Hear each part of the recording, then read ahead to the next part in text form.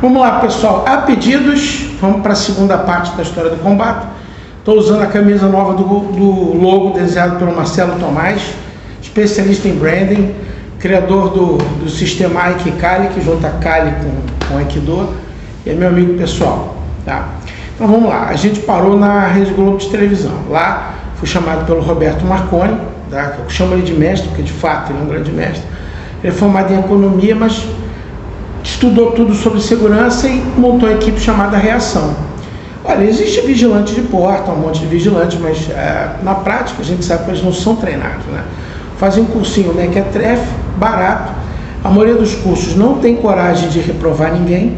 Então tem qualquer maluco lá. Então eu estou te falando que no banco, o cara que está lá de vigilante, se ele treina por ele mesmo, arte marcial, teoria de segurança, ele é bom. Mas se depender do título de vigilante, ele pode não ser nada. É isso que eu estou querendo dizer. Então ele criou uma equipe orgânica, ou seja, que faz parte da Rede Globo mesmo, não era ninguém contratado, que tinha de 11 a 18 pessoas, tá?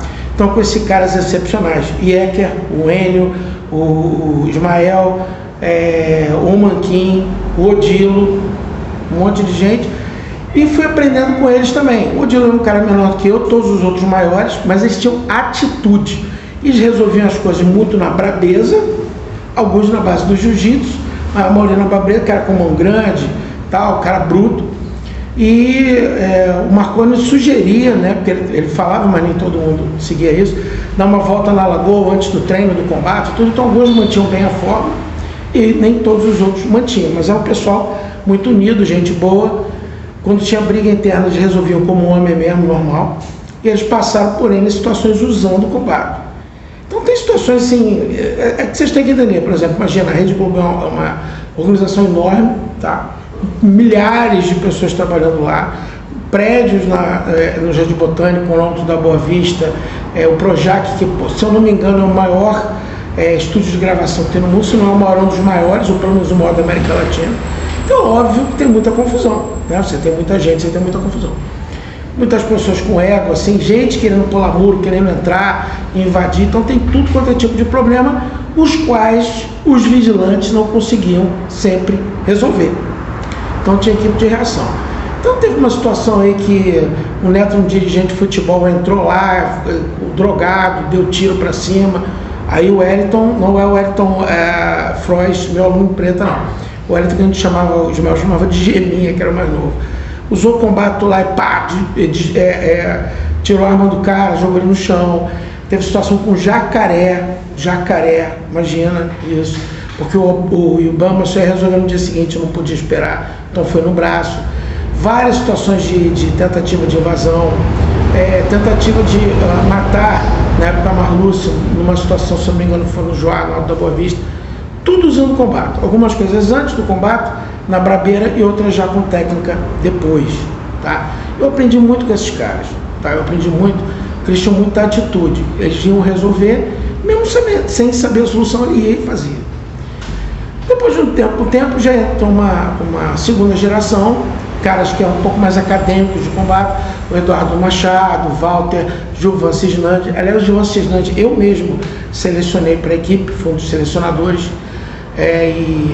treinadores também do treinamento a céu aberto, TCA, da Marconi Associados, que é a empresa que o Roberto Marconi abriu. Vamos lá, nesse período, né, acontecia uma situação que precisava de um cara especializado em defesa pessoal, então o cara me chamava, nem sempre era para a Globo, chamava aqui, chamava ali. Então tem situações simplíssimas, que era coisa de festa, de diretor, de luau. Tem situação que era proteger diretor, que estava saindo com uma outra pessoa lá, tal. Teve situação crítica com armamento em aeroporto, crítica, está citada num dos meus livros. E tem uma situação também com um apresentador que não era da Globo, já foi citado um dos livros aí, quem está na minha aula sabe quem é, eu não vou ficar falando isso, que eu tive que resgatar o cara lá no Rock in Rio 3 ou 4, lá na Casa do Cacete, e pegar o cara no braço, dando porrada, tapa, ataque ele, com a mão direita e a mão esquerda segurando ele segurando a mão de uma mulher e segurando do guarda-costas dele ali.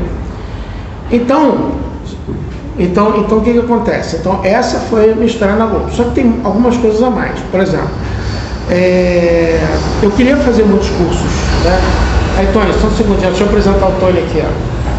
É o faixa preta em Cálice lá de combate, é o único, tá? Quem não conhece, esse é o cara. Opa, me dá 5 minutos aí, Tony. Vamos lá.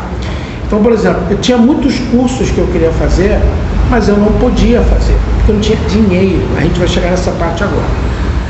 E aí você vai dizer, poxa, mas você deixou de fazer? Não. Roberto Marconi falava assim, ó, tem uma vaga ali, tem não sei o que, pode pegar. Depois é que eu descobri que era ele que estava tirando do bolso para me ajudar. Isso é uma coisa que eu tenho que agradecer ele assim, cara. Deus botou ele no meu caminho, um cara excepcional, aprendi muita coisa com ele, né? E eu abençoo o filho dele, o Rodolfo também, que é um cara legal, o Vitor, que é um irmão. Todo mundo da família dele são caras excepcionais, amigos, parceiros e caras que querem ajudar as pessoas, né? E o cara não se limitava a ajudar apertando a mão. O cara pagava um curso, ajudava. Era assim, um cara excepcional. Criou o Marconi Associados, né? Que é uma empresa que várias outras empresas estão ligadas a ela, inclusive a Combate.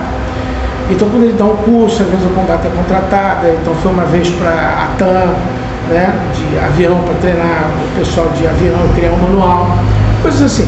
Beleza. Um outro ponto, por que eu saí da Globo, né, o Combate saiu da Globo, vai ser explicado em outro momento, tá? Agora vamos falar da minha vida pessoal, fora do Combate, para vocês entenderem como é que ela converge. Bom, eu estudei no Colégio Braga Carneiro, Colégio Conservador Tradicional do Rio de Janeiro, estudei no Santo Inácio, Colégio Religioso Católico do Rio de Janeiro, depois eu estudei no curso Impacto. Quando eu estava no segundo ano do segundo grau, eu passei para a Federal para Engenharia, e aí meu ego grande, um garoto bobão, né, 17 anos, eu passei a ficar só namorando, em vez de continuar estudando. Então, quando chegou no terceiro ano, eu não passei para a Federal, né, fiquei naquela lista da UERJ que nunca aparecia, e acabei indo parar na Gama Filho, que foi uma boa faculdade, mas não era federal, não tinha esse nome. Hoje a federal, eu realmente não gostaria de estudar lá, por N razões, enfim. E aí eu estudei lá e tal. Dali eu fui, aí eu enchi o saco, não aguentava mais engenharia. Engenharia naquela época era muito chato.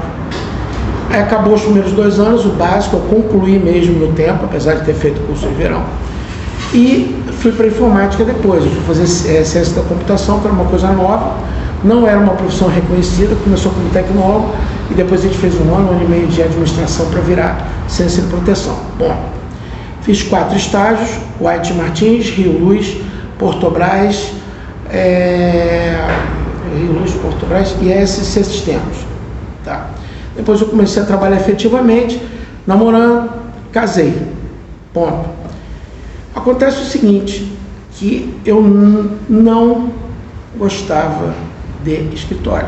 Então eu gostava de informática, mas eu não gostava de me relacionar com pessoas no escritório. Era um negócio muito chato, eram pessoas muito diferentes de mim, ficar 8 horas lá dentro, parado, era muito difícil.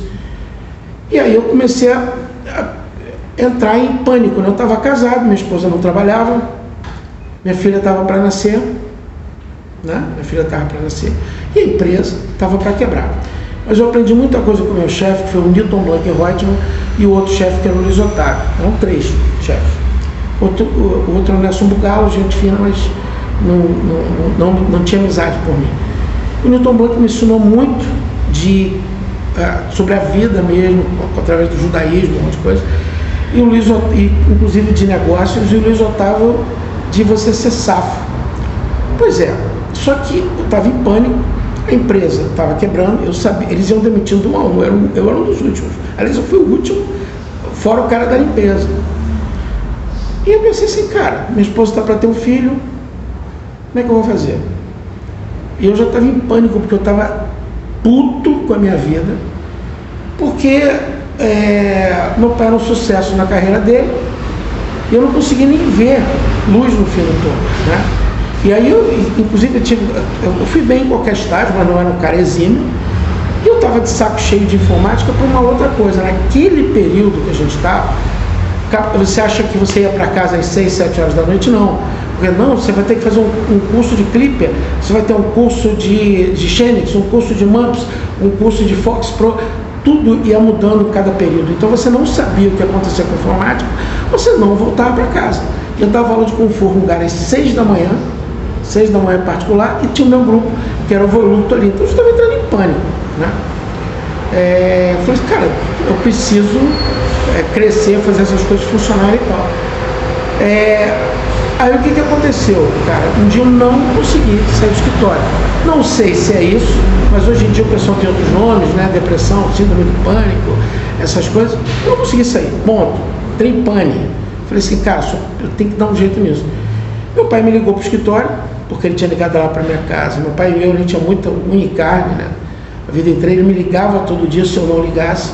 E eu não tinha chegado ainda. Então ele ligou pro trabalho. Pô, filhão, muito trabalho? Então eu falei, não, pai, é que eu não estou conseguindo sair daqui. Entrei em pânico, né?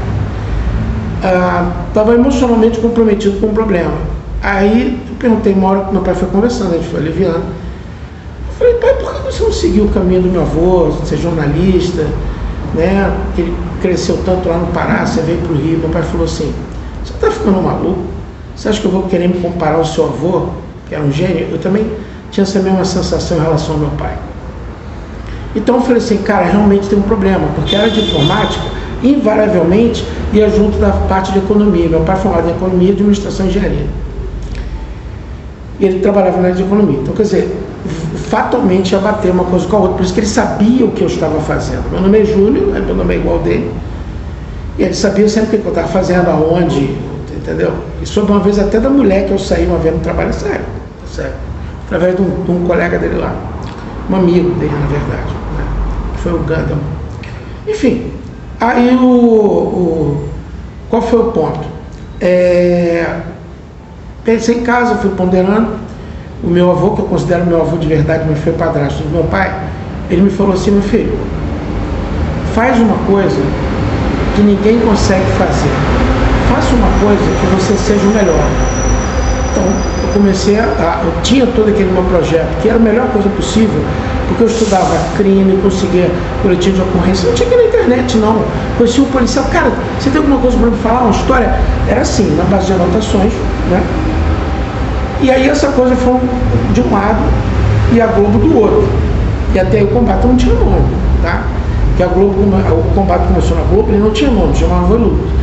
Quando o Roberto Marconi, que como eu falei no último episódio lá, ele falou que a gente precisava montar uma empresa, eu fiz as contas, eu falei, porque naquela época, assim, o cara foi em 99, acho que era FHC, era caríssimo para você montar uma empresa. Acredite se quiser, todas essas medidas que fizeram depois para a empresa foi bom, simples, super simples, e-mail, isso já foi no governo do Lula, da Dilma e tal, pessoas que eu nem tenho apreço, mas eu tenho que reconhecer que eles fizeram essas coisas certas.